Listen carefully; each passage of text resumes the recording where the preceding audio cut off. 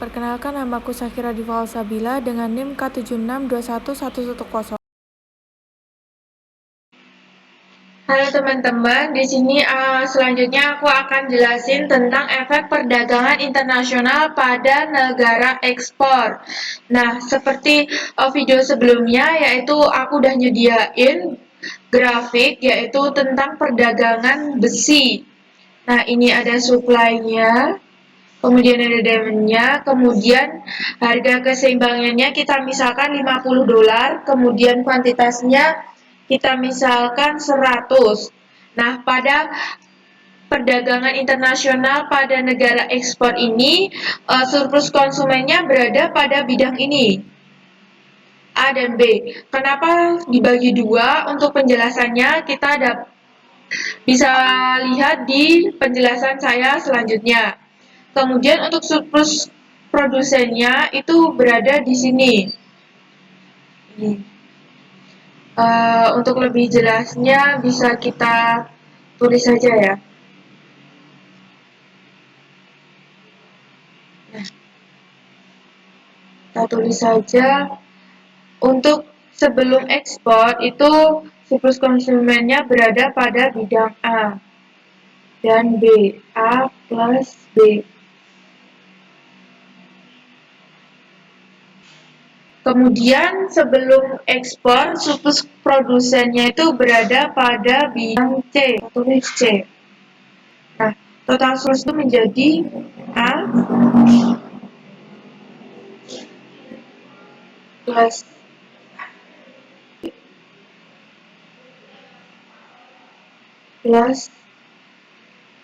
C.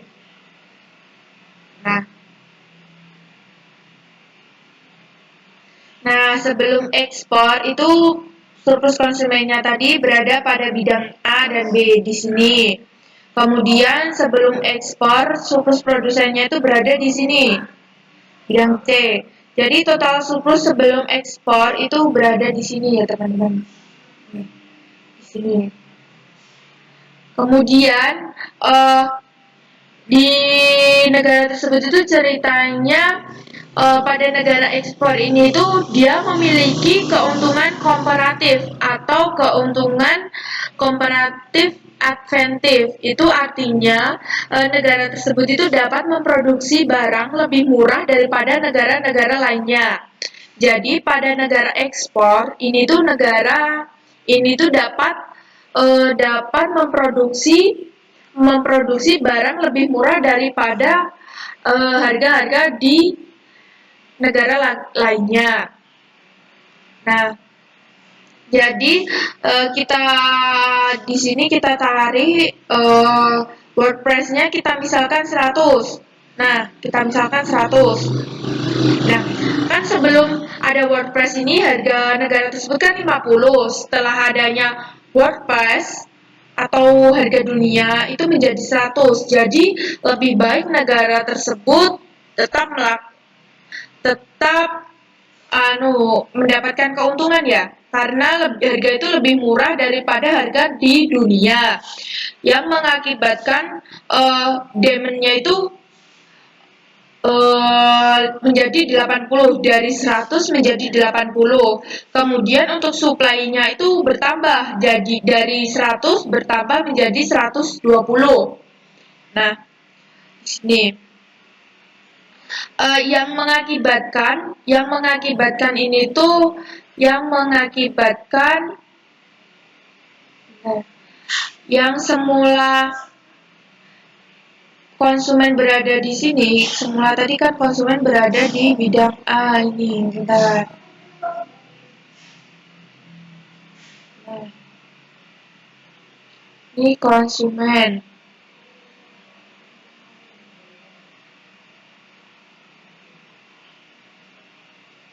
Ini teman-teman, konsumen. Kemudian untuk produsennya kita kasih warna hijau. Produsen itu berada di sini. Dan ada ekspor. Nah, Tetapi sesudah adanya ekspor, itu perubahan surplus produsennya itu berubah menjadi bertambah. Yang semula C aja itu menjadi ini, bidangnya menjadi lebih luas di sini. Nah,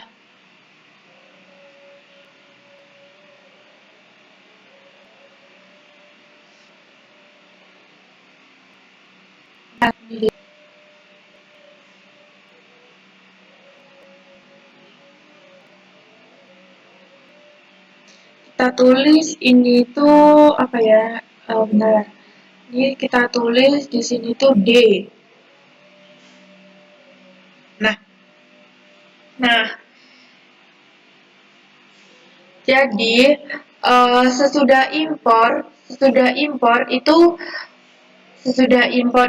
surplus konsumennya berubah dari A dan B menjadi A saja.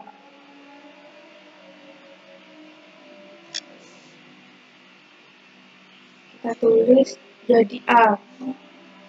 Kemudian sesudah ekspor produksi semula C, kemudian menjadi plus C plus D. Nah, kemudian untuk total surplusnya itu yang semula sebelum ekspor A plus B plus C, kemudian menjadi A plus B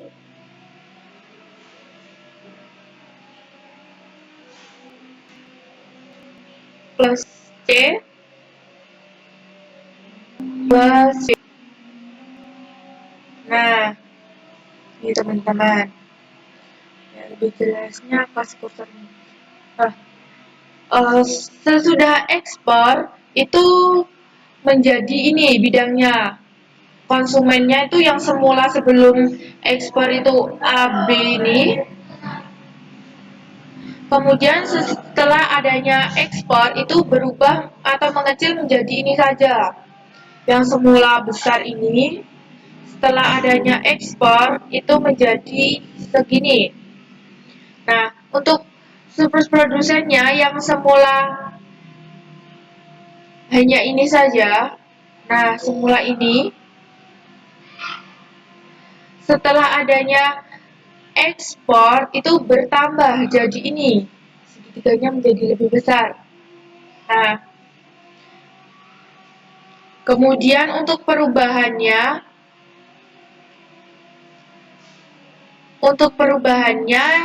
surplus konsumennya yang sebelum ekspor A plus B sudah ekspornya menjadi A saja, kemudian perubahannya jadi berkurang, jadi min B. Nah, kemudian untuk surplus produsennya yang sebelum ekspor itu C pada bidang C, sesudah ekspor pada bidang B plus C plus D, kemudian perubahannya menjadi plus kurung B dan D plus D. Nah, untuk perubahan total surplusnya yang sebelum ekspor itu A plus B plus C, kemudian setelah ekspor itu A plus B plus C plus D, jadi total surplusnya itu menjadi plus D. Plus D.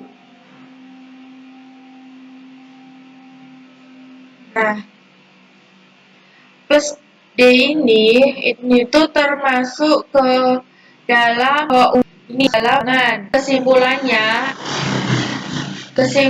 dapat ambil dari perdagangan internasional pada negara ekspor itu produsen diuntungkan, produsennya diuntungkan dan konsumennya itu dirugikan. Nah, ini teman-teman. Ini Pada produsen itu diuntungkan, sementara untuk konsumennya itu dirugikan. Tetapi secara keseluruhan, ekspor dalam negara tersebut itu tetap diuntungkan karena perubahannya itu masih positif. Efek perdagangan internasional pada negara impor. Nah, di sini udah aku buat grafik tentang negara yang memperjualbelikan atau memperdagangkan besi. Nah, di sini ada supply, di sini ada demand, kemudian harga keseimbangannya yaitu dimisalkan $50, kemudian kuantitinya yaitu 100. Nah, di sini kita tahu bahwa surplus konsumen itu berada pada bidang A ini itu termasuk surplus konsumen. Kemudian untuk surplus produsennya itu berada di bawahnya yaitu segitiga ini. Kenapa surplus produsennya saya bagi dua? Karena nanti itu ceritanya ada barang impor masuk ke dalam negara tersebut gitu ya. Nah, pada sebelum impor itu surplus konsumen itu berada pada bidang A ini. Kita tulis dulu bidang A.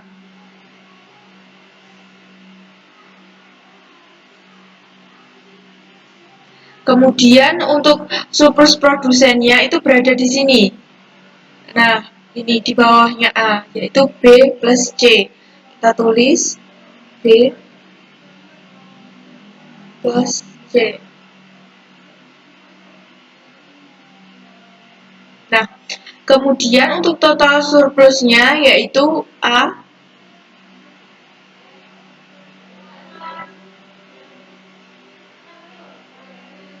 plus B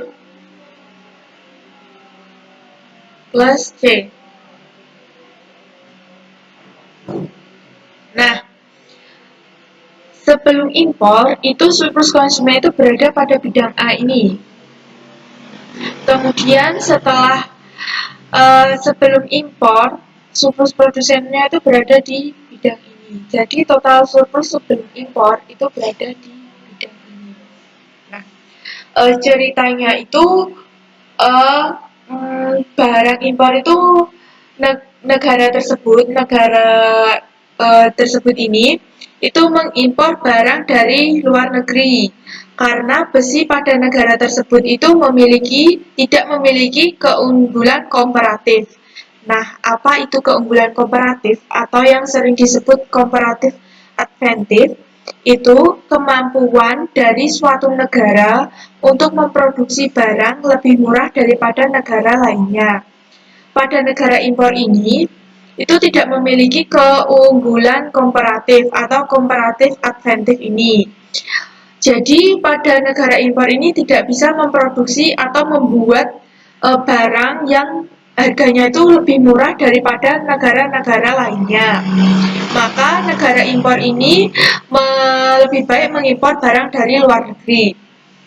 Nah, kita tarik ini WordPress-nya itu kita misalkan $30 yang sebelum ditentukan WordPress atau harga dunia ini 50, kemudian ada harga dunia 30, maka lebih baik negara tersebut melakukan impor dari luar negeri.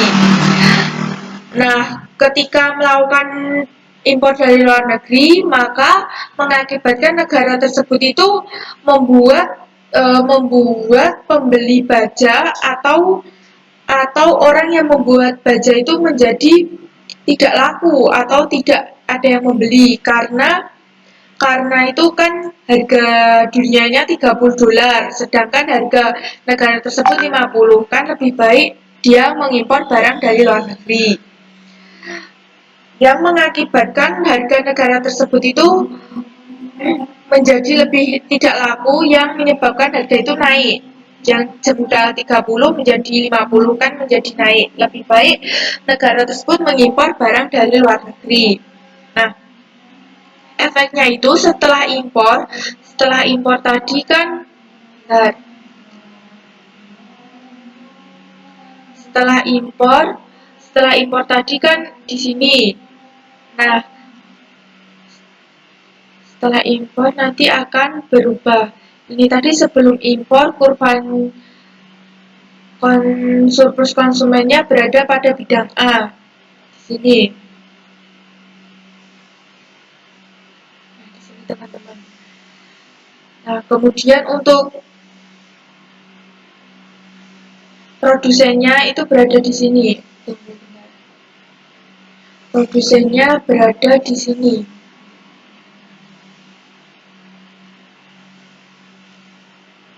Nah, produsennya itu berada di sini. Ini sebelum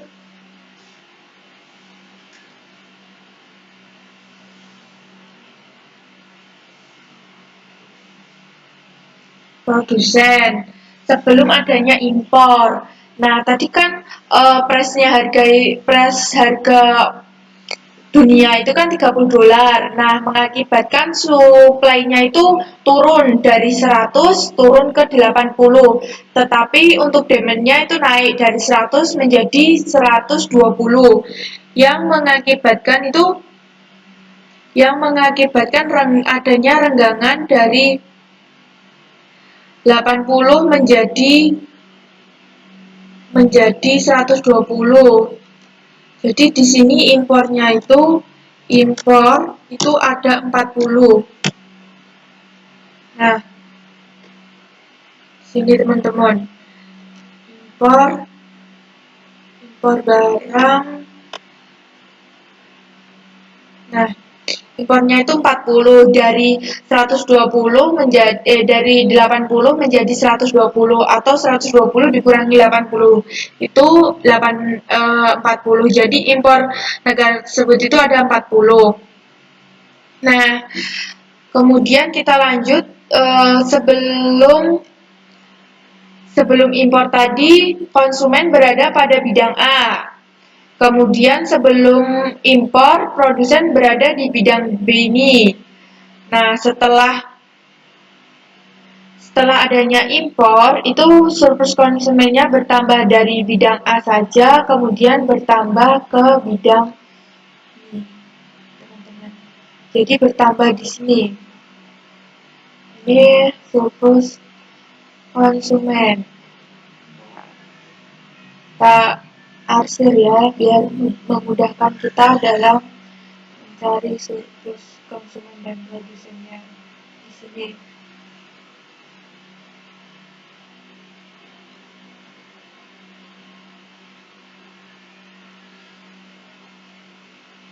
Nah, ini kita misalkan D. Nah, jadi setelah impor itu surplus konsumennya berubah menjadi bidang ini. Ini termasuk surplus konsumen. Jadi setelah impor itu surplus konsumennya menjadi A plus B plus D.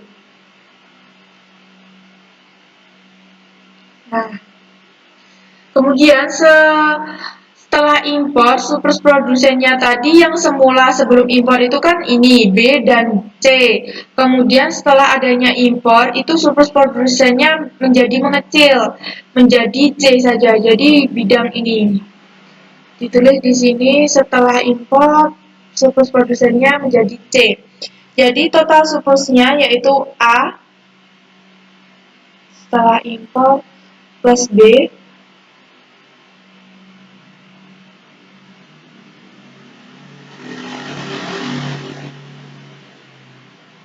plus C plus D.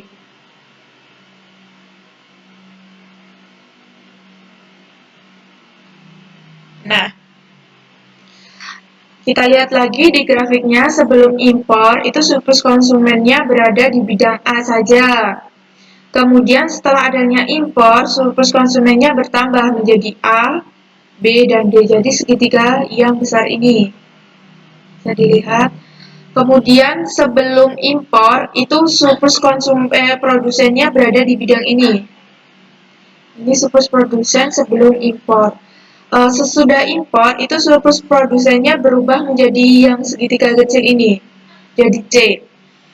Kemudian perubahan surplus konsumennya itu menjadi plus. Kemudian untuk perubahannya, surplus konsumennya tadi yang sebelumnya A menjadi A plus B plus D, jadi perubahannya itu menjadi plus B, B, dan D.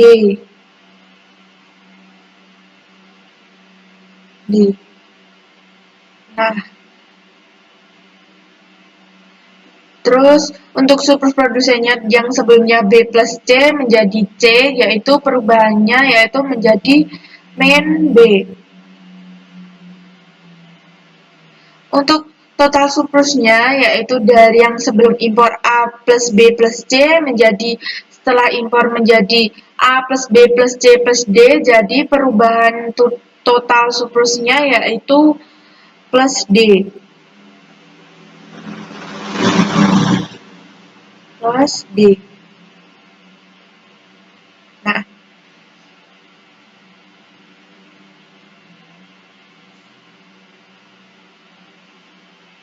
saat perubahan D ini itu merupakan keuntungan dari perdagangan. Jadi yang D ini merupakan keuntungan dari perdagangan. Jadi kesimpulannya yaitu kita tulis di sini, kesimpulannya yaitu produsen dirugikan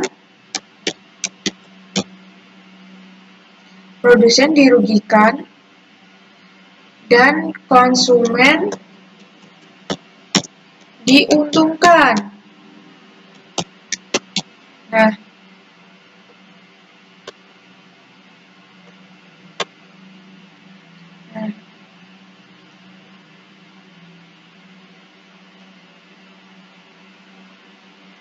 produsennya dirugikan, sementara pada negara impor ini konsumennya diuntungkan.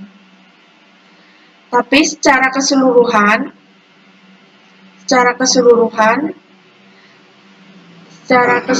negara tersebut itu tetap diuntungkan ya. Negara tetap diuntungkan.